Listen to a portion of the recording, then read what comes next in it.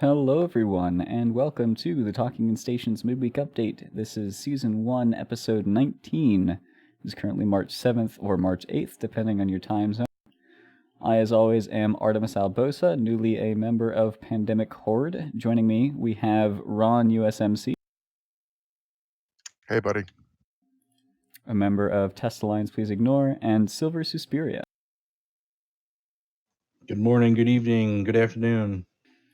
The XO of Federation Uprising. I always forget to introduce you, with your proper title, as in your role within the Corp, because it is sort of important, or rather the Alliance Federation Uprising. Yeah. Alright, well, let's jump into it today. We've got a lot of news, and then we're going to do something a bit different this show. We were planning on doing this next week, but we've got some exciting guests who could only make it next week, so we had to swap some things around. But first, let's get through some news. So, CCP-related news, we had a couple of dev blogs, CCP just going on an absolute tirade with these. First and foremost, we've got the new tournament series has been. So, in order to somewhat compensate for the lack of an Alliance tournament, they're doing this sort of Invasion tournament series, which are just tournaments that are happening at the various live events, the EVE meets, which are happening all throughout, EVE? What are they calling this thing? The World big Tour? FanFest on Tour, yeah, World Tour. No, FanFest on Tour. So we've got a bunch of just little tournaments happening. I think they're all going to be 2v2. And then they all have potentially different rule sets, which I find to be incredibly interesting and also incredibly valuable from an Alliance tournament point of view, because we know CCP is looking to change the rules for the AT, and it takes a lot of time and a lot of testing to do that, and I'm wondering if they're going to be using these smaller tournaments to test possible rule sets to make the AT more fun. That's something I think could be super cool. So right now, Amsterdam, the events or the rule set is already out, signups are out, and then the bracket will get released on the 21st of March, so be on the lookout for that. I don't know how this will be streamed, because I'm super interested in watching these matches, but... Yeah, I'm not sure. I mean, they did something similar at FanFest last year with the Caldari Cup, right? Mm-hmm. And then EVNT was involved with it. That was super fun. Really good way to meet people also at FanFest if you're there by yourself or with a small group. So, both of you are going to the Toronto meet, right? Do I recall this correctly? Should be, yep. You're totally going to put together a team and represent the midweek on there, right? You're gonna win for the midweek show, right? Yeah, Ron. Totally do that. I was going to do some roaming interviews or something for fun. No. You're participating in this tournament, Ron. We have to flex our PvP might here. Do it, Ron. Ron. Okay, yeah. I mean, yeah. I like to think of myself more as a talent scout, as a manager. A man behind the scenes, but still in front of the scenes. All right, Ron, here's the deal. I will give you permission. If you scout out a ringer and you sub yourself out for a ringer, that's allowed, okay? But it has to be hand-chosen by you, and they still have to rep the midweek update. This is what's happening. Yes, right. I like it. I like it already. Something for you guys to look forward to coming up from the Toronto. In other CCP news, in what is frankly the most exciting thing, for me personally, even more exciting than the 64-bit client, is their new announcement of EVE Aether Wars. And it's a bit confusing, so let me just give you the TLDR of the Explain Like I'm 5 that I got from a tech person. So essentially, what this technology allows you to do, they're working with a new company. Let me find the name of that company. Hadeon. So what Hadeon's technology could possibly in the future allow EVE to do is to actively remap systems on nodes without having to do it during downtime. So what this means is, if you're having a fleet fight and you wouldn't have to put in a fleet fight notification, the server would automatically recognize the increased strain on whatever node your fleet fight is happening on, and then remap systems to other nodes to free up space to be able to give those nodes over to your fleet fight, thus removing the need for tie-dye. That's the TLDR of the Explain Like I'm 5 that I was given. So theoretically, if this tech works as is hoped, tie-dye could be going away. That's crazy. Yeah, that's pretty huge. Or It at a sounds kind of minimum. like load balancing, right? Like Yeah. rerouting networks, to things that aren't as in use. I mean, it sounds like that. I mean, one of the interesting things, is if you can have, like right now, the battle royales, right? If you can have 60 to 100 people playing a game, and that is lightning quick, right? Like that is, any small little bit of lag people complain about. So if you can have that, well, why couldn't you, magnify that out to 5 or 10,000 people that are on 1 second pings, right? Like that 1 second cycle server tick, really, I think, frees up a lot of room to be able to load balance and things like that. I don't know, but obviously, I don't fully comprehend, the networking of it. So, of course, it sounds very simple to me. Well, I think you make a good point there because 1 second ticks in today's world is like tortoise speed. Like, so there's got to be room there to easily load balance because the 1 second tick is just forever. So that's a good point. So, in order to test this stuff, what they're doing is, when is this? At GDC, they're having a massive test. They're trying to get at least 10,000 players to have all 10,000 of you guys in the same server, all fighting each other in order to test this tech. So, this is like a really big deal. They need a whole lot of people in order to properly stress test this stuff and see if it'll work. So, definitely, if you can, sign up for this thing. I definitely will be if it fits my time schedule. I don't know what time they're going to be doing it in GDC, so like I may have to alarm clock, I may just be at work. But if you can, sign up for this thing and participate, because this could be the end of tie-dye, which I think everyone is excited for. Well, at the very minimum, minimize the tie-dye and improve stability probably would be the two big things. But yeah, very exciting. This is all great. Like the CCP has been leaping forward with tech in the last couple of years. Really good news. Yeah, and one of those leaps is about to come to fruition. We have the 64-bit client. We talked about the dev blog, which came out last week. Then there was a mass test, and Ron was actually participating in that mass test. So, Ron, can you walk us through what was that mass test like? Yeah, so, one of the big things that was from Villy, he kind of made it, a CTA, right? So all hands on deck. Um, he wanted as many people in as could, and I can tell you that it was very seamless. It, you know, a few weeks ago or a month ago, I guess, when that new launcher came out, we all switched over to beta, right? So we could get the clock at the bottom right. So I was switched over to beta. All I had to do was change the server to duality, and then hit play and add my accounts and hit play, and then that was that. It launched the 64-bit client. Everything was golden, and but it was so strange because like the video that you're watching is, we had, I don't know what it was, we had 70 or 80 titans or something, and supers, and I think there was like 500 people in the test altogether, maybe something like that. And it was just amazing because like the video you're watching is a tie-dye fight, and I say tie-dye in quotation marks, but full graphics, right? So normally this type of fight with all of these area effects would have crashed my system. And I have an i9 overclocked, and like it would have crashed the system just because of the amount of memory that it would have used. So, the thing is that, with this, I was getting like 8 frames per second, which is completely different than the slow chug that we would have gotten normally.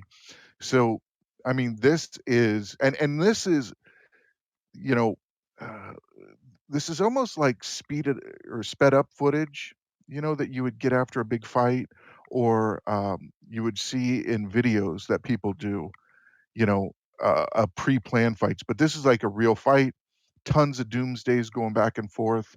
And I had, my levy and a super, and it was going so fast that I was having trouble flipping back and forth between the clients, right? Because getting the super fighters out and getting all that stuff, and then also doing the levy. But it was saying tie dye, but it wasn't like normal tie dye because it was still going really fast and it was still responsive. So I can just say that I was just blown away by the whole thing. Everything was just amazing. And I was watching my memory usage, and on the two clients got up to about 10.5 gigs each in memory. So if you have 16 gigs, like, it's time to get that up to minimum 32. If you want to play at full graphics, if you want that type of experience, you're going to absolutely need it. No, that's Sweet. wonderful. And I was It's watching a couple of other streamers too, and the performance was amazing. You're right. Like, and this opened so many doors, right? Even for coverage of these fights. Like, I was watching one streamer zoom in and out, full graphics, full brackets, everything turned on, right in the middle of it. It was very impressive. it's interesting you Yeah. mentioned the Go ahead. finding it difficult to manage all those clients, because that's one of the things that could be a possible downside for many people of going away from tie-dye if this Eve Aether thing happens, if it is successful and tie-dye goes away.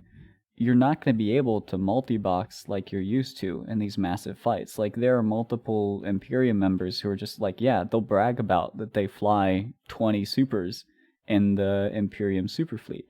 It's like, if tie-dye goes away, you can't do that anymore. I think back to, we covered a story of when Test was deployed to Orgenin and they were fighting in Geminate. This was actually a fight that happened in Kavala Expanse, where they tried to dread bomb supers in AUTZ. So because it was AUTZ, the numbers were a lot smaller, and there was no tie-dye for this fight. But you still had Test dropping a bunch of capitals. You had NCPL and Horde, who had their subcap fleets, and then they also dropped super capitals. And we had the subcap FC on, and he's like, yeah, when we dropped supers, we just had to abandon our subcapital fleet. You couldn't manage it. You could not multi-box your subcapital pilot and your Faxalt and your 1 to 2 super alts if there wasn't any tie-dye. So this is going to be, I think, a major impact if Eve Aether and if the 64-bit client comes through. It's going to have a major impact on how combat works in large fight scenarios. Yeah, and I think Aether is great. And I think that there are a lot of possibilities for that. But the 64-bit client is going to be massive. Um, it's just imagine no longer having to tell your and this is maybe just because I'm in test, and you have massive amounts of players, and probably Horde, right, as well, the same thing. It's like you won't need to tell people to go into potato mode, one, and two, you won't get these random client crashes, you know because there's two types, right? There's two types of disconnects. There's the true disconnect, which is you get that message, server not responding or whatever. That's one. And then the second is just the client crash. And when the client crash, that's memory. So just getting rid of that is absolutely massive, because when we're on big fleets, people randomly crash all the time. I mean, all the time. We'll go on a fleet, and at every gate, it's almost, a joke, and Pro God will rage and this and that. We'll lose 5 people at every gate, and they have to reconnect, and they have to log back in, and then they have to catch up. And it's like a big slinky. So the 64-bit client is going to be a game changer. Well, yeah, ProGod talks about that all the time. His biggest beef with large fleet flights is the unpredictability, right? You have to plan for losing 5 to 10 people at every move, and that may be 1 or 50. It doesn't, so to level that stuff out, we'll increase options for fights. For one, he always complains that you can't go to a fight that relies on mobility because you never know who's going to crash, because they crash when you warp. Well, they're just dead, So I agree with you that the 64-bit client will open up more strats, more predictability. Everybody will be playing on the same field. You can't no longer be like, well, my FC DC'd or the anchor DC'd. Huge. So one other thing which has sort of flown under the radar, in fact, I didn't even know it was a thing until it was posted to Reddit by some dude. A link will be in the show notes for those who listen to the podcast or check it out on our website later. But apparently, somewhere on CC, there is a partial model for a Triglavian capital ship actively in build. You can see here a size comparison with the Moros and the Leshak. It is definitely Triglavian based on just the way it looks, the styling, the artistic style of it. And it has got like scaffolding everywhere. It looks pretty freaking cool. It is massive, and it's a freaking Triglavian capital ship. I am super pumped for that. That could be art assets as well, right? That could be like the backdrop on an event or something. It could be, right? It is part of, what is it, the EVE tournament, Invasion tournament. It is part of that, the splash art. Right. And that's sort of what I was thinking it is too, Ron, that it's going to be part of the backdrop of some abyssal site or something like that, or event. But would be cool though. Like, I know. How many different opportunities for CCP to announce, hey, this new ship is coming with the FanFest or with the EVE World Tour.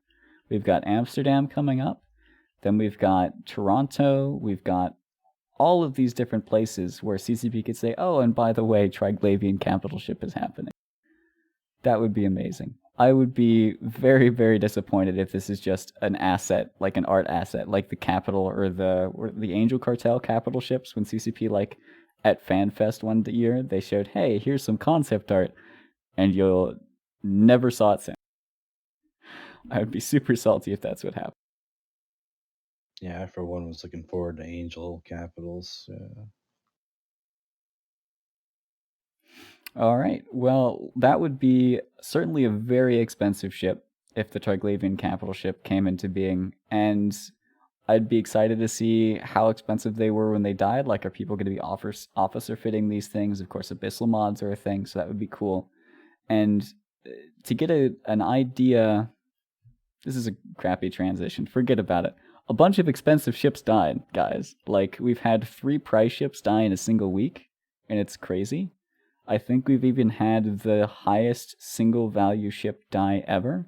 So the first ship to die was a golden magnate belonging to Jalep Mulukker. And if I recall correctly, 500 billion ISK in a single ship, that is the most expensive single ship ever to die, because Revenants are only 300 billion. Does anybody know any different? I don't think so. It's a pretty staggering number. And how many are there? There's only going to be a few left, because those were given out at the Amar Championships a few years ago, and I think there was only 5, right? And I know of at least 3 that are dead. So was there only 5? One was blown up in a rage quit. Oh yeah, I remember that one. So the dude, no joke. Hang on, let me find this kill mail. He was quitting the game, so he gave the golden magnet to an alt called I Quit Fly Safe 07, and then smart bombed it with his main and a Proteus. Mm-hmm. Maxine Antilles was the pilot. Yeah. Crazy. So we had that go down, which I don't know, maybe the golden APOC, does anybody, the Imperial APOC Imperial issue, one of those died. Maybe that was more expensive, but certainly a massive loss. And then we also had the first loss, I think, of a Virtuoso, which was the Serpentis stealth bomber prize ship for the Alliance tournaments last year, I want to say. It came out with the cruiser, which had the 90% webs and the distance bonus to webs and warp disruptors and scramblers and things. So like the cruiser is nuts as far as E-War is concerned. It's a little bit light on tank. And a couple of those have died because they look crazy good for like solo PvP. But the Virtuoso, it's a stealth bomber, but it has a blaster bonus and a 90% web bonus. So it's just a nuts ship. But apparently this dude was flying it around. He used it to gank explorers and just got hunted. And the ironic thing is the player who killed this Virtuoso, over here we've got Von Hull, is the same player who killed the Golden Magnate. Literally 2 prize ships in a single week for this dude, a Golden Magnate and a Virtuoso. Props to that guy. Oh, you know who else I see on this kill mail is Lucy Liu. Yeah. Oh, good spot. So Yeah, that is a and very Lucy good. Liu, yep. He's an amazing PvPer. He's a streamer, and I mean, I might be talking out of turn, but I think he's the #1 Russian Eve streamer. I would You have know, to imagine that's correct. Yeah. I watch his Isn't- streams, Isn't and iBeast? iBeast is yep, that's a right. bigger streamer. Yep, iBeast. Yeah, and on his Twitch handles like worst Eve player ever or something. Yeah. But what's interesting to me about his stream is he'll have 500 people in there and he's not speaking English. Now, to me, for an Eve stream, that's interesting. That's unique, right? Because almost all, Liam's is saying that he's the #1 streamer overall. Maybe, I don't know. Bjorn B is like 500 to 1,000 all the time, but he's right there. He's in the same league with Lucy Liu.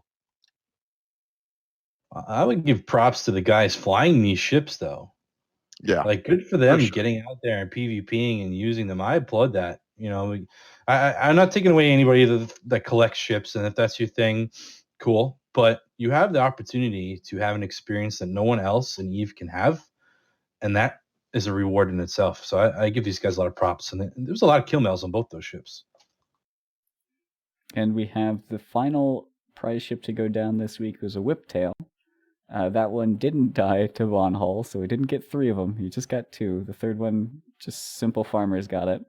In catch, oddly enough. So it was a Whiptail. The Whiptail is like a worm, but it's an interceptor and it's on steroids. So if I recall correctly, it was touted as the worst Alliance tournament prize ship for the Alliance tournament because the rules meant that you couldn't use like faction drones or anything, and also its bonuses are a bit wonky for the AT.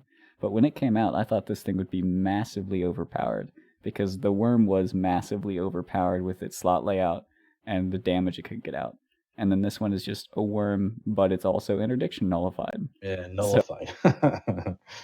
Extremely hard to catch that. Yeah. But it died. So rest in peace. That's another very expensive kill mail. Yeah, the only thing I will not like about this kill mail is that Falcon. Yeah. You gotta can have just your shoot the Falcon now. You can shoot the Falcon. Come on. You have to shoot through a Falcon when that Loki's pounding on you? Nah, come on. Well, so here's the problem, right? All right. So what is the range of that Falcon, and what are the range of those little light missiles? He'll never be able to hit the Falcon. Never. Yeah, Right. but what is the Held speed down of by that 2 Falcon? enemies. And what is the speed of that Whiptail? He was tackled by 2 interceptors. Yeah, but he could kill an intercept. Yeah. No, he's jammed. He was though. Yeah, jammed! okay, you know what? Fine. it was totally have a- boned here. Like, you know, like. Whatever. Yeah, I mean, I'm I a mean, Falcon good play. sympathizer. I'm not ashamed to say. Oh, man.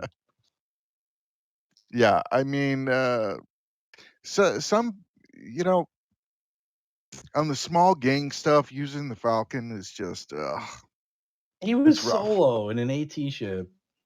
Cut him a Yeah, break. but You had to jam him? was in an AT ship though. He was in one of the, Against the 4 most dudes. overpowered class of ship. Whatever. All right, Yeah. let's move on. We don't have time for this There's argument. We have more interesting there's stuff no to talk. space Bushido. right? It's not existent anymore. I'm not claiming To there quote is. to quote some Garistas pilot, right? Some people say ECM is dishonorable. You jam them first and kill them last. We'll end with that. So, moving on to more player news, we have the Bastion, who are a member of the Imperium. Their Alliance CEO, Carneros, is actually longtime member of the TIS team, often a co-host on the Sunday show, fantastic dude, game developer, and he's moving, or at least he's deploying his alliance to Fountain. And if that region sounds familiar to you, that's because that's where Initiative moved their super capital fleet away from, or pardon me, moved their pilots away from when they deployed to Hakonin. So we saw right after the move ops happened, when Initiative deployed to Hakonin, a bunch of PvPers and Rourke hunters came into Fountain and started killing Rourks, and I think even a Titan and a Super died as well, like all within the week of the initial deployment. So now the Bastion is moving up here. Rumor has it they're doing it they're deploying up here. Rumor has it they're doing it because of a need to garner PvP. We'll of course let Carneros give his side of the story there. But as far as from outside sources, people are saying they're doing it because the Alliance needs to get their PvP legs back underneath them, and they're going over here to Fountain. No, and like And we were God, talking pre-show about it, but I think that's a good move. I think we're in this quarter period where there's a lot of pressure cookers around the map. There's not a whole lot of like objective based fighting going on right at this moment. And when you have non-objective based fighting and you're just trying to get fleets out to go roam around and kill stuff, that works for a little while. But if it's not anything on the line, some people will opt to do the crabbing they wanted to do, play another game they've been meaning to play. So the PvP wanes off. So I think this deployment tactic is good for them. It gives people a reason to log in. Something's on the line. We have to defend space. Whatever the narrative is healthy. And I think a lot of alliances are in that same position. Looking at the universe map, where Fountain is, if you're unfamiliar, it's on the very western side of the map. In fact, it is the most western region. It's adjacent to Outer Ring and Cloud Ring in the north, and then it's also adjacent to Iridia and Delve to the south. So that is sort of geographically where Fountain is situated. It used to be well known for having a lot of very valuable moons, and then the moon changes happened, and in fact it used to belong to Fountain Core were longtime residents, and then eventually the culture came to own it, but they sort of fail skated as a result of just living in Fountain and crabbing is the narrative that I was given. And so they decided, you know what, we need to move out, we need to get our PvP legs back. Didn't work out for them, but when they moved, they sold the region to the Imperium. And so since then, the Initiative set up in there. We've also had renters who set up in Fountain. In fact, I think even the Bastion rents some systems in Fountain out to other groups. So it'll be an interesting place to see them move to. They've got Cloud Ring as a buffer between all of the North and them, right? So it's not directly on the front lines, but it is significantly more dangerous space than Delve was. Yeah, it's still up there as like not oftenly traveled place though. Like you're not going through Cloud Ring to get anywhere really, like unless you're going to Delve. But that's why I like the jump gates though. The jump gates have shrunk the universe down so much so that they're only a few jumps out from either Cloud Ring or Pure Blind even. So there's plenty to get around in there. It'd be interesting for sure. Those jump gates are nuts. Go ahead, Ron. I hear, it sounds like 10,000 crabs crying off in the distance. Clack, clack, clack. Wah, wah, wah. Clack, clack, clack. No, they have to move up north and they have to get out of their holes. And you know what? I'm with them. I understand. I empathize. And you have to deploy, you have to push people out because, like, and I can only speak for Esoteria, but Delve, I'm sure, is the exact same way, which is it is so comfortable to sit in your Rourke goals and just get that wealth and get that ISK. Oh, what do you want, a Komodo? Oh, that's how many days, how many Delve minutes? Like, oh, you want this, you want that. oh, I can't go on. Oh, I'm just going to act like I didn't see that ping. I understand, like I feel that, but from the alliance level, what happens is when those little crabs, infest everything, you will just get rolled over on.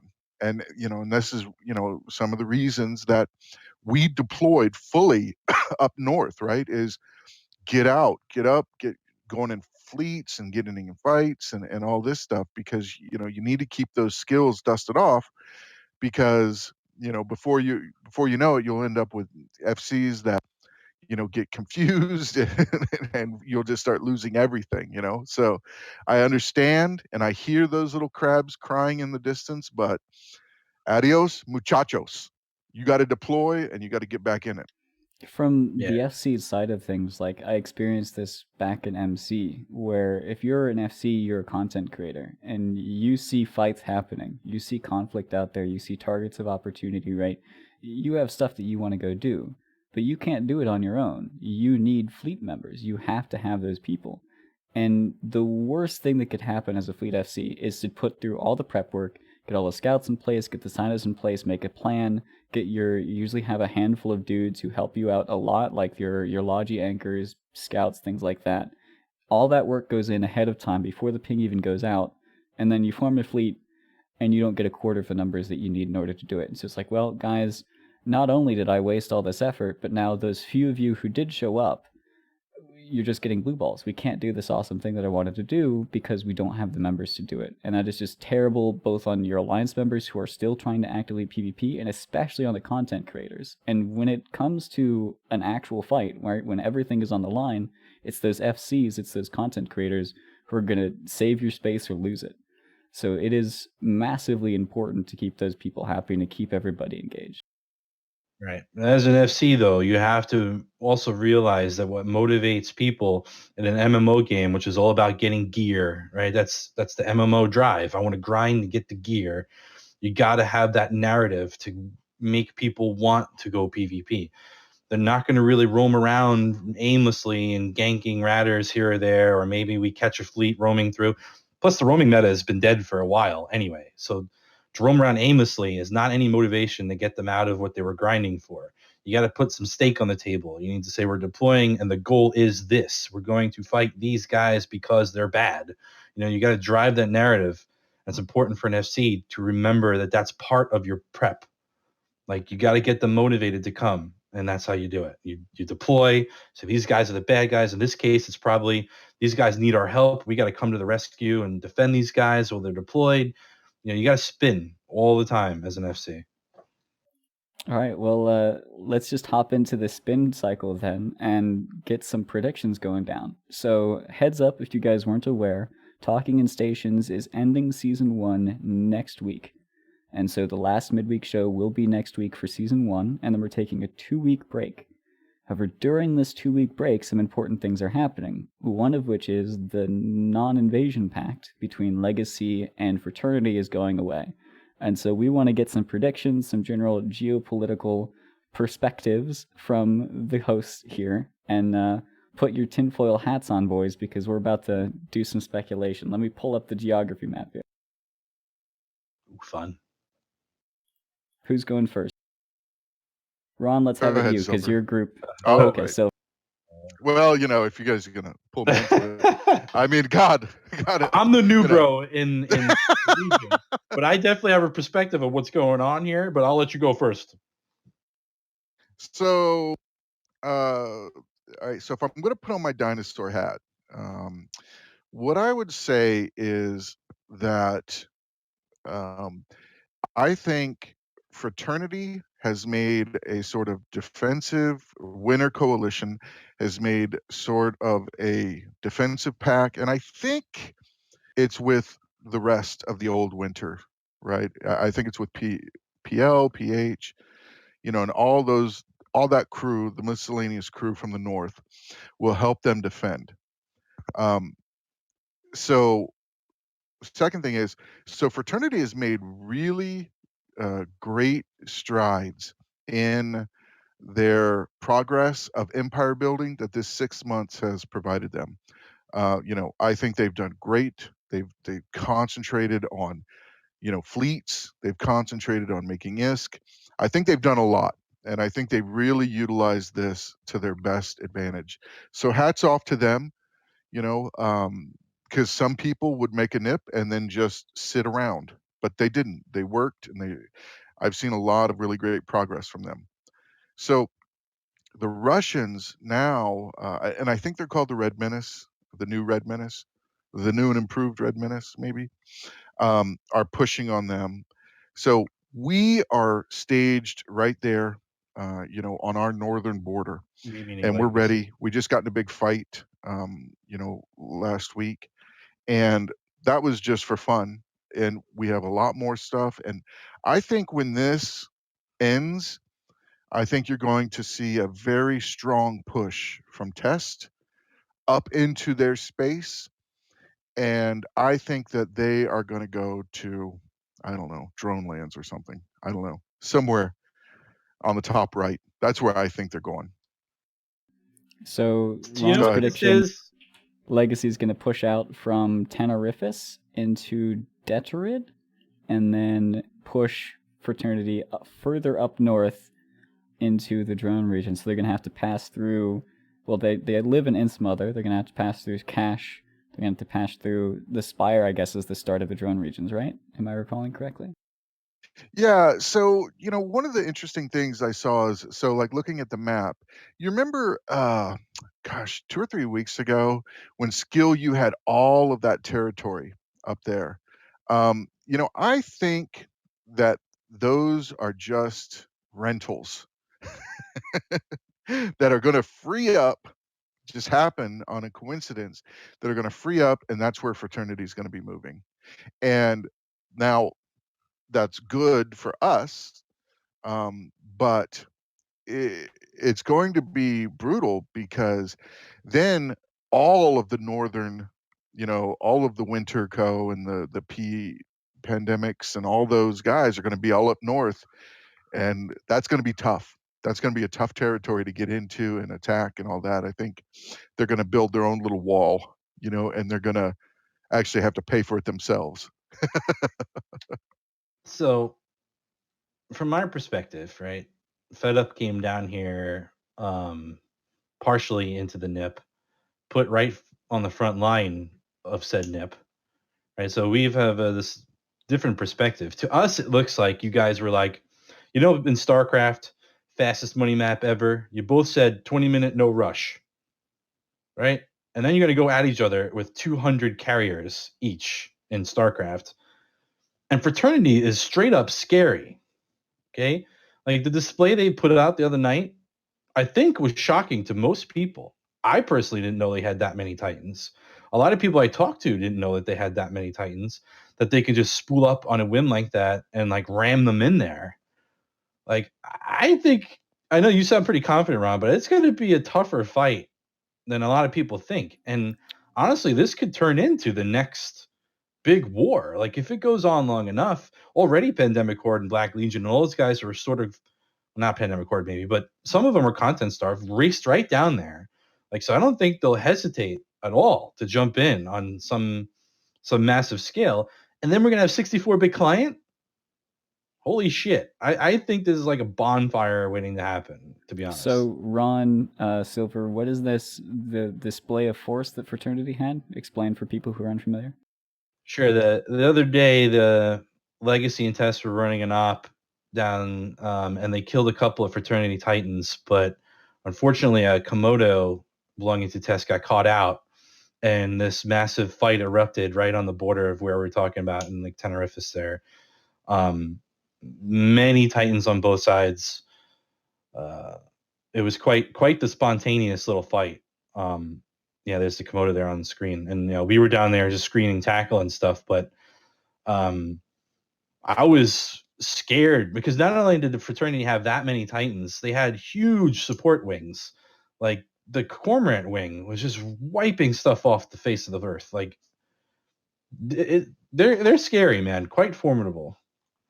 Yeah, and the important thing about Fraternity is they don't play like a normal big alliance, right, from here. They don't. They are not very risk averse. Um, and They you are can chalk not. it up. You could chalk it up to mistakes, and you can chalk it up to not planning well, or whatever you want to talk about. But I can tell you from personal experience, they will just drop, Oh and yeah, they might lose everything or whatever, but they will drop. Like I've seen them, I've they're seen like them a warp. hornet's nest, man. I've Like seen- like I'll take Fed up in there because what's interesting about Fraternity is their time zone overlaps with our time zone. Like in late U.S. time zone, you will run into the heat of Fraternity. So I will run in there with cruisers or hacks or something to just go beat up some ratters, and they get pissed real quick. And there are nano titans on you, hyperspatial supers. They bubble you in. When we got hell camped in there pretty hard a couple of nights ago. Like, yeah, they don't care. They'll just drop everything It and risk reminds it me all. of one of the last big fights that we got into with Fraternity, and it wasn't over their Keep Star. It was like a couple of days after, and it was at their new staging, and we were killing them. And and what I remember most about this fleet was oh man, what did they have? They had dreads and they had some carriers and they had a bunch of stuff on grid. Well, so we dropped on them, and we dropped carriers and we dropped supers on them, but they were warping back into us, and they, we didn't understand why they were doing that. But what we saw was their FC Nereus had gotten pointed. So everyone warped in because I think he told him, "Hey, warp back in and save me" or whatever. But but the point I'm making is, so what I remember is Pro God's calling targets, and Pro God's like, I I I don't understand what's going on, man. Why are they doing this? What? Like, is this right? Should we continue killing them? I don't understand. I So they don't remember fight like a normal alliance, man, and it's going to be super fun. It's going to be super fun. So I look forward to a bunch of big fights like that happening, and them, going up into the northern caves. That's what I expect. But don't think that I think it's going to be easy, and I don't think that we're not going to sustain heavy losses, because we are, and we're okay with that. We just like to fight. So whatever happens, so be it. a bit of a context for the fighting style of Fraternity. A number of pilots, they've migrated over from the Serenity server, and a story from the Serenity server back before PIBC fully took over. Like, in fact, one of the decisive battles when PIBC did take over, there was a story of a particular pilot where there was this massive fight, happened, took all day, supers everywhere, subcat flights, immense numbers of losses. In fact, I think it was the largest ISK loss in a single battle ever in EVE at the time. But it was happening on Serenity. And they went through the kill board and they noticed that this one pilot, just a single pilot during this fleet fight, lost 24 scimitars. So this pilot flew out in a semi on a fleet, died, went back, reshipped, died, went back, reshipped, died, back, reshipped, died 24 times in a single fight. And as a result, like, they gave the guy a hell, they showered him with praise and everything, but like, that is the kind of player who you're dealing with here. These guys, they're not loss averse. They will lose and just come back with another one. So Yeah, I and do. and then you start to see, right, why Test is so eager to fight them again. Oh yeah, they're crazy to fight. You just step one foot in their system and they're exploding all over you. So they don't hesitate to respond and to fight, and they will stop at nothing. They lost two Titans. That fight, the fight started with two of their Titans blowing up, and they didn't stop. They just dropped the house. Like, things were not going well for them at all at the start. So again, credit to them for being. A lot of other people were like, "Oh, we already lost two Titans, guys. Let's chill out for the night." But that's not what they said. So I do have one question for your guys' everything you've been talking about here, your speculation. So you've mentioned so far just about every entity in New Eden, every entity in Nullsec, except for the Imperium. right? So you've got Legacy deploying, kicking out Frat. You think Frat has formed a defensive alliance with Horde, PL, NC, etc. What's the Imperium doing here? What do you think? So, the thing is, if you split up, the Eve map and you draw like a crooked line across it, and that's the equator. North of the equator, is Team A. The Goons are Team B, and we're Team C. And if Test and the Goons are not allied, the North could kick us out, right? The North could kick out Goons. So this is, kind of, friends, just so we're not homeless. And if all of the North, try to do, and I'm going to say old tricks, but I'm not, putting them down, because this isn't bad.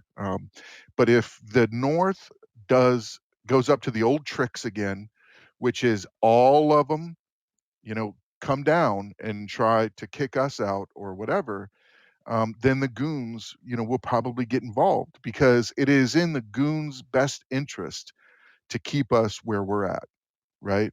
Because if the North comes down and kicks us out, well, then it's the whole server versus the Goons. And, you can have, thousands of Titans, but it doesn't stop 10,000 people intosising your stuff. It just doesn't. And, sooner or later, stuff just starts falling because there's just too many people on the grid all the time. So, you know, I think if all the North kind of get together and come down, I think the Goons will be there. And I think they'll be there to help out, and they'll be there because they have a lot of problems with the North as well, and they have a lot of old grudges they want to settle.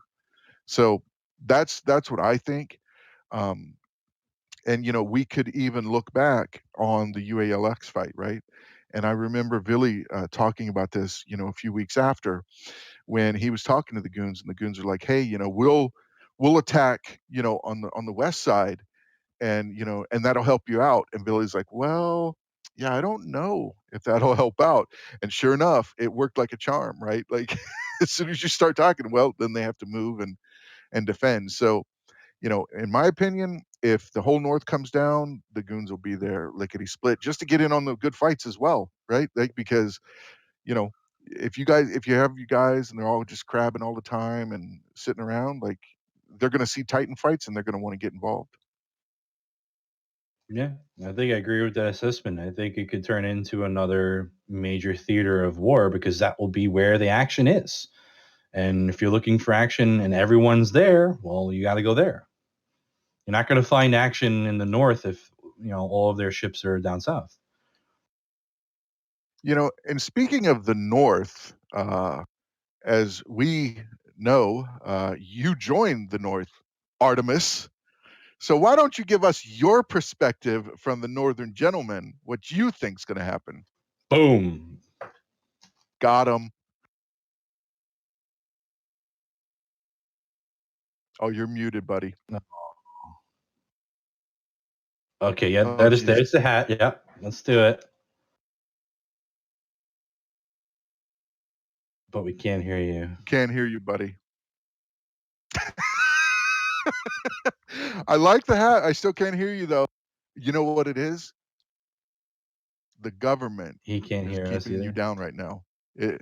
It's My tinfoil hat is there. too We strong. go. Okay. There you go. So we've got the tinfoil hat back. on. Anything I say is protected.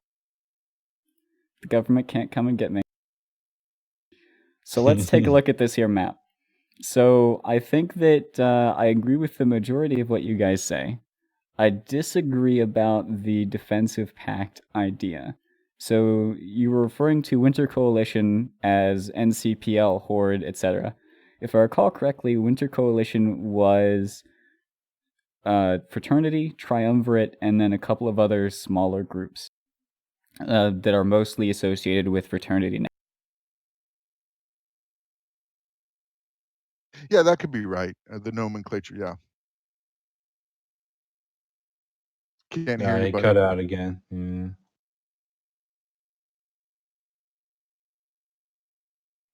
The tinfoil hat may have to go if it is just this powerful. But so when PL, NC, Skill Yourself all joined up with Fraternity, it was called the Meteorite Coalition because the extinction of the dinosaurs, etc. Fantastic name Right. that never caught on, and I'm super disappointed. But in any case, that's the group that we're thinking of. I don't think they have a defensive pact, though. So what I think is going to happen is Legacy and all of the Russian groups who have a beef with Fraternity are going to go in. They're going to start fighting. And for the first week, 2 weeks, maybe even a month, they're going to fight. And everybody else is just going to watch. And they're going to see, okay, is one side going to get rolled? Is this going to be like the Orgenin deployment where Legacy talks a lot of smack, deploys, and then gets shut down? Or is this actually going to be a good fight? And if that happens, then the North is going to come down and they're going to third party. They're not going to go in to defend anybody. They're just going to trot on down and they're going to third party on fights, shoot everybody, yada, yada, yada. Well, then, as Ron mentioned, if the North comes down, Imperium has to defend Legacy, or rather wants to defend Legacy because of mutual interests. So then the Imperium is going to deploy, and because the Imperium has to... Let me get the map up here. Because in order for the Imperium to participate on these fights, they have to literally pass through Legacy space. I think if the North comes down to third party, and the Imperium decides they have to join the fight as a result, the Imperium is going to blue Legacy. The Imperial Legacy will come back. Then the North will see this. They'll say, oh, Imperial Legacy is a thing again. Now we have to help Frat because they're going to kill Frat and suddenly be on our doorstep. And so then the North is going to get involved. They're going to blue Frat, no longer be third parties, and be defenders. And then we're going to have a massive war on our hands.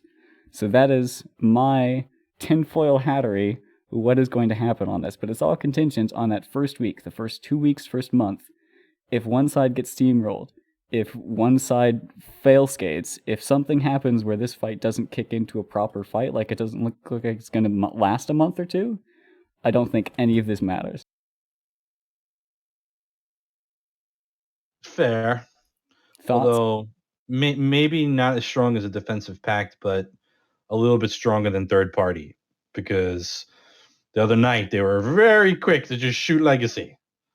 So I agree with you. Probably not a defensive pact, but a little bit stronger than third party. You got to remember there is animosity between FCs and line members and Legacy, right? Just deploy up to Orgenin. Fraternity, they roam through, but they haven't deployed and saying, hey, we're going to kick your house down. So, I don't blame them for being a little bit stronger than third party. Their tendency to shoot Legacy is warranted, but it is there. If they're on grid with Frat and Legacy, they're going to opt to shoot Legacy first, obviously. It's sort of like the old, how it used to be before the goons were kicked out of the North, where it was just understood that, hey, listen, we're going to have a fight. Everybody's going to have a fight. But then if the goons show up, everybody shoots goons, okay? In LowSec, you see that happen now, where everybody's going to have a fight. And then if Snuff shows up, okay, everybody shoots Snuff. You think that's going to be the situation down south? Probably. All right. So I'm looking forward to it. I hope that it kicks off into a long-term thing, because it's been several months since we had a large conflict, and that stuff is always good for the game. Keeps line members going, and especially for my group specifically, we were trying to participate in the last war in the North, but what we were finding is that the time zones didn't match us very nicely. The U.S. time zone was sort of difficult for us to operate in because the action was hit or miss. It was either huge or not. Down here, with Fraternity overlapping our time zone a little bit better, we have a more opportunity to participate. So I'm hoping that it kicks off into a thing. Cool. All right. Well, I guess it is time for shoutouts then. Let's start with you, Ron. Shout out to the 64-bit client. Genius. I suppose I can take off my tinfoil hat now, can't I? All right, Silver, what's yours? I'm going to shout out to Zarvox, man, because I don't know if anybody saw the news, but the man is hanging up his streaming hat. from his post, I gather that he is going to find some real work. It's probably hard to make a living streaming Eve and other games that he likes, and I can appreciate that. But I've been following him. I've been a subscriber to him from as long as he's been streaming. He's great at entertainment. I think he should pursue a line of work in some sort of radio setting, or maybe try to get in on a TV show somewhere, because he's got that entertainment factor. And I'm going to miss his stream.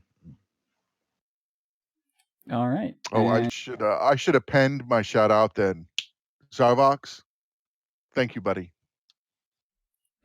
I guess I have to have two shout outs then. So my first shout out goes to, I think this is my first shout out to them, but my shout out goes to my new corp, Pandemic Horde Inc. Fantastic dudes. I can't remember if I shouted out them before, but they're getting it now. Generally, yeah, just all around cool guys. I gotta say, the Logi Bros in Pandemic Horde are the best Logi Bros of any group I've ever been in. Just generally chill people, fantastic Logi anchors and Logi FCs, so shout out to those guys in particular. And then my appended shout out goes to the small ballers for kicking Zarvox out of this game. All right. Wait, what? Oh, wait, what was the last part? Whoa, yeah, what? Yeah, I like how you always try to put this shit on the caboose. Like, no, wait, what? Who kicked Zarvox out? See, if I recall correctly, right, Zarvox had this big problem with small ballers always dropping caps on him. Well, now he's leaving the game, and all these small ballers are still in the game, so, like, my narrative is certainly that the small ballers won, and so Zarvox has to leave. It's the way it goes. I think Zarvox probably just wants a regular paycheck. That's what I think it is for sure. Well, he's got a girlfriend that probably, wants to develop into something more than girlfriend. It's hard to make a living streaming, man. I can understand the pressure he must be under. We're just going to have to agree to disagree then. And that'll do it for this week's You and your episode. Falcons. Hey man, Falcon is a fantastic ship. The Rook is just garbage now, but Falcon is still fantastic. Anyway, that'll do it for this week's episode of the Talking Stations Midweek Updates, Season 1, Episode 19. Episode 20 next week will be the last one before a 2-week break. Be sure to tune in, we're going to have some fantastic guests. And then we'll be off and watching and indeed flying in the fleets that kick off as a result of the end of this upcoming non-invasion pact. So we'll see you actually in space instead of in stations then.